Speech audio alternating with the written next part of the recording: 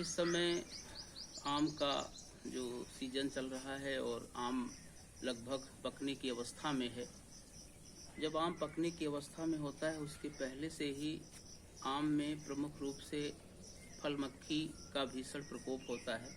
ऐसे तो आम में बहुत से कीट लगते हैं और पूरे वर्ष आम की फसल पर कीटों का अधिक प्रकोप रहता है, जिससे फसल बहुत प्रभावित होती है। यदि समय समय पर कीटनाशकों का प्रयोग इन कीटों के प्रबंधन के लिए नहीं किया जाता तो अधिक नुकसान हो जाता है। पुष्पन अवस्था से लेकर के फल पकने तक दर्जनों की संख्या में कीट इस पर लगते हैं।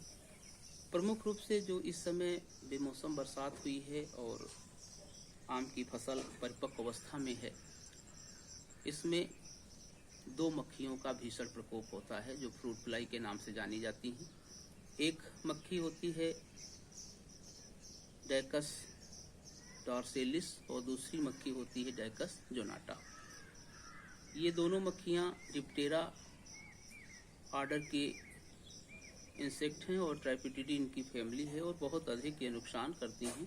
इनकी मक्खी खुद नहीं नुकसान करती, वो सिर्फ आम के फलों में छेद करती है और उसी छेद के अंदर गूदे के अंदर अंडे दे देती है और ये अंडे 3 से 4 दिन में परिपक्व हो जाते हैं और फिर इनसे निकले हुए जो मैगट होते हैं वे गूदे को खाते रहते हैं। और यदि बरसात हो जाती है तो ये मक्खी का जो मोर्टलिटी दर है अंडों की वो बहुत कम हो जाती है। 100% अंडे हैच हो जाते हैं, जिनसे फसल को बहुत नुकसान हो जाता है। इनके जो लार्वा होते हैं उनको मैगट कहते हैं और मैगट अपने काटने चबाने वाले मुखांग से ये गूदे को खा लेते हैं और जब गूदा खा लेते हैं तो धीरे धीरे आम के फल के अंदर गूदे में सड़न होने लगती है। तो इस तरह से इन्हें समय से प्रबंधित करना बहुत ज़रूरी होता है। इस तरह से देखा जाए तो इस जो ये मक्खी है इसका जो जीवन काल है लगभग 27-28 दिन आम के अंदर और बाहर मिला करके रहता है। तो इसे समय से प्रबंधित करना है, क्योंकि रसायनों का प्रयोग इनके ऊपर नहीं होता। जब हम रसायन इनके ऊपर छिड़कते हैं तो आम में इतना पावर नहीं होता है कि वो इन रसायनों को अपने अंदर एब्जॉर्ब कर ले और फल मक्खी के मैगट को मार दे, और अगर मार भी देता है तो फिर वो फल सड़ जाता है। तो ऐसी अवस्था में फल पकने से पहले या मादा मक्खी जो अंडा देती है, अंडा देने से पहले अगर इस मक्खी को प्रबंधित कर लिया जाए तो स्वतः इस समस्या से बचा जा सकता है।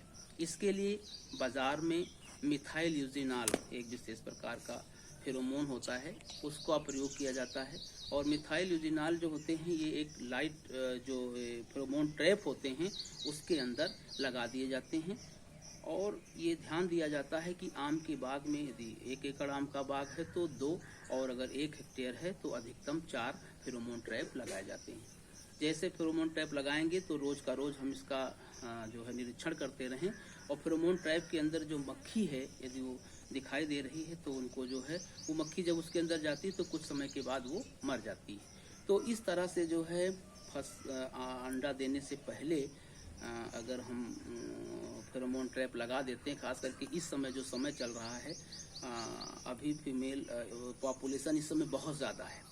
इस समय प्रमुख रूप से जितने भी कद्दू वर्गीय सब्जियां हैं, जितने भी फल हैं, चाहे वो आड़ू हो और चाहे वो आम हो, चाहे वो सब्जियां हो जिसमें तरोई, लौकी, सफ़ेद कद्दू, खबहा और परवल, इसमें जो है प्रमुख रूप से ये मक्खी बहुत नुकसान पहुंचाती है। तो फेवरेबल कंडीशन जैसे ही शुरू होती है मक्खी की, इस समय फेवरेबल कंडीशन है, अगर इसी समय हम लोग जो है यदि फेरोमोन ट्रैप लगा देते हैं तो हमारी फसल बच जाती है और अधिक लाभ हो जाता है।